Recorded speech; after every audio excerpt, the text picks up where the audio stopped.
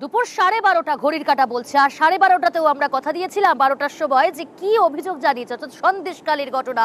সেই সন্দেশখালীর দিকে আবার নজর রাখতে হচ্ছে। সন্দেশখালীর পাশা বদল, সন্দেশখালীকে ইস্যু করছে বিজেপি এবং হাতিয়ার করেছে সন্দেশখালীর ঘটনাকে ইস্যু করে। পাল্টা তৃণমূল কংগ্রেস জাতীয় স্তরে ইস্যু করেছে, কারণ যে ভাইরাল ভিডিও সামনে এসেছে, যদিও সেই ভাইরাল যে ভিডিও, সেই ভিডিওকে একেবারেই পাত্তাই দিচ্ছে না পদ্ম শিবির।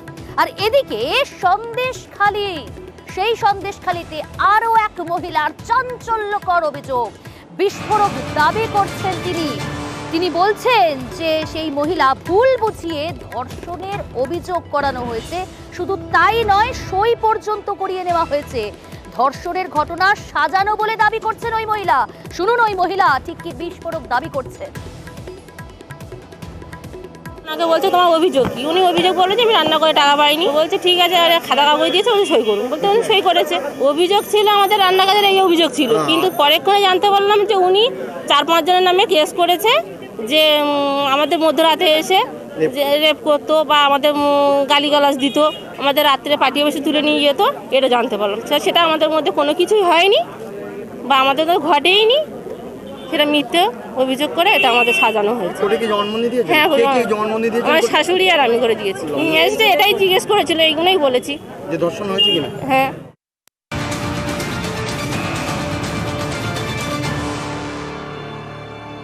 অভিযোগ তো শুনলেন, আর এই অভিযোগ করেই কিন্তু বিপাকে পড়তে হলো সেই মহিলাকে। মিথ্যে নালিশ করে বিপাকে পড়লেন সেই অভিযোগকারী। ধর্ষণের অভিযোগে সই করে তাকে একঘরে করে দেওয়া হলো। জানার চেষ্টা করব, সরাসরি রয়েছে আমাদের সঙ্গে প্রতিনিধি জিয়াউল। জিয়াউল, কেন বিপাকে পড়তে হলো? কারা একঘরে করে দিল ওই মহিলাকে?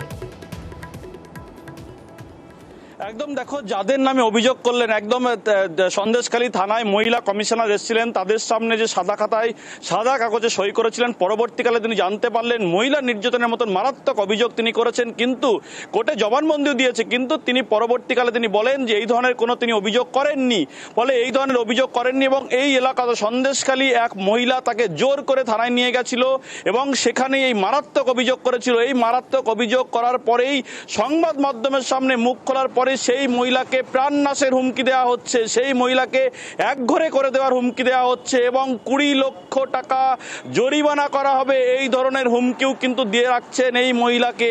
অর্থাৎ সেই মহিলা কিছুক্ষণ আগে মুখ খোলার পরেই তাকে বিপাকে পড়তে হচ্ছে। তার কারণ তিনি তো এই ধরনের অভিযোগ করেননি, কিন্তু এই অভিযোগ সামনে আসার পরেই এই মহিলা চাঞ্চল্যকর অভিযোগ যিনি করছেন যে এই ধরনের তিনি কোনো অভিযোগ করেননি, মহিলা নির্যাতনের মতন কোনো অভিযোগ করেননি।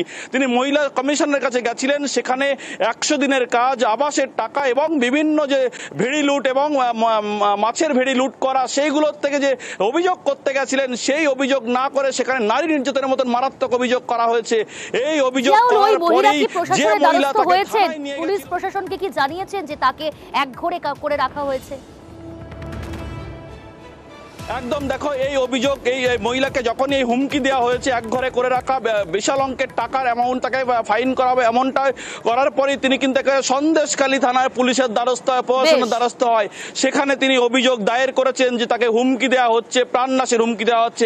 এই অভিযোগ পাওয়ার পরেই তিনি মিথ্যে মামলা লড়তে চান না, আতঙ্কে রয়েছেন। স্বভাবতই একঘরে করে দেওয়া হয়েছে।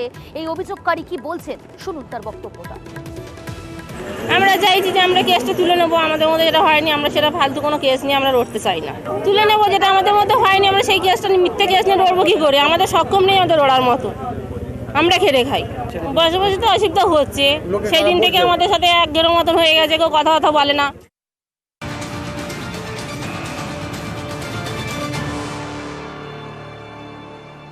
শুরুতেই আপনাদের বলেছিলাম যে বঙ্গর রাজনীতির আলোচ্য নাম এই মুহূর্তে কিন্তু সন্দেশখালী। প্রথমে তো অভিযোগটা শুনলেন মহিলার, বিস্ফোরক দাবি, তারপর শুনলেন অভিযোগ জানানোর পর একঘরে করে দেওয়া হয়েছে। কিন্তু কারা করালো এই মিথ্যে অভিযোগটা জানার চেষ্টা করব। তবে মিথ্যে অভিযোগ যারা করালো তাদের বিরুদ্ধে কি ব্যবস্থা নেওয়া হচ্ছে বা কেন করলেন তারা, সরাসরি রয়েছে আমাদের সঙ্গে জিয়াউল। জিয়াউল, কারা করালো মহিলাকে এই মিথ্যে অভিযোগ? দেখো সন্দেশখালী সেই সময় প্রতিবাদী মুখ, প্রচুর প্রতিবাদী মুখ উঠেছিল, তার মধ্যে অন্যতম এক মহিলা, তিনি এই মুহূর্তে তিনিও রয়েছেন এলাকায়। তিনি নাকি একেবারে তাদেরকে জোর করে ফোন করে জোর করে নিয়ে থানায় গেছিলেন, সেখানেই অভিযোগ করানোর জন্য তিনি নাকি নিয়ে গেছিলেন এবং সেখানেই সাদা কাগজে সই করেছিলেন।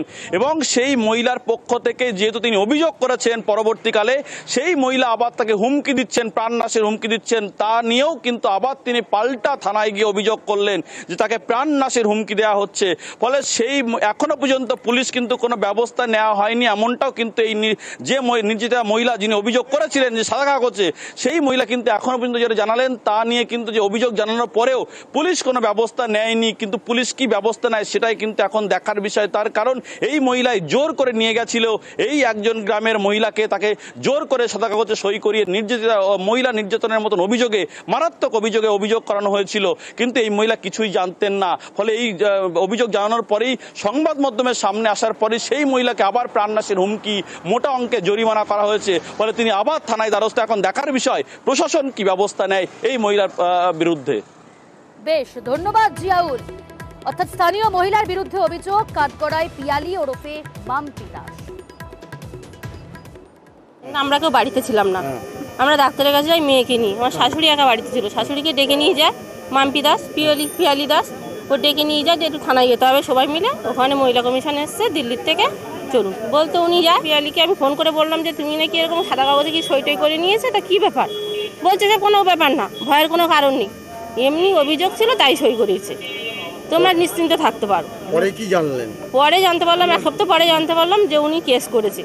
আপনি আপনার বিরুদ্ধে করেছেন? গেছিলাম পিয়ালি দাসের কাছে, বলছিলাম যে এরকম কেস টেস করেছে, কেন কেস টেস কীভাবে তোলা যাবে, তুমি একটু চেষ্টা করো। বলছে এখান থেকে বেরিয়ে যাও, তোমাদের কোনো ভিত নেই, এরপরে কোনো ঘর টর কোনো সুবিধা আছে তোমাদের দেবো না, তোমরা অসভ্য ছোট লোক। স্থানীয় মহিলা এই পিয়ালি, কিন্তু কে এই পিয়ালি তার সম্পর্কে জানাবো, এবং এই পিয়ালি কি বলছেন তার উপরে ওঠা যে অভিযোগ, সেই অভিযোগ সম্পর্কে তবে পরের বুলেটিনে। তার জন্য নজর রাখতে হবে নিউজ 18 বাংলায়। অন্যান্য আরো গুরুত্বপূর্ণ খবর নিয়ে চটজলদি ফিরছি। সময় হয়েছে বিরতির, সঙ্গে থাকুন।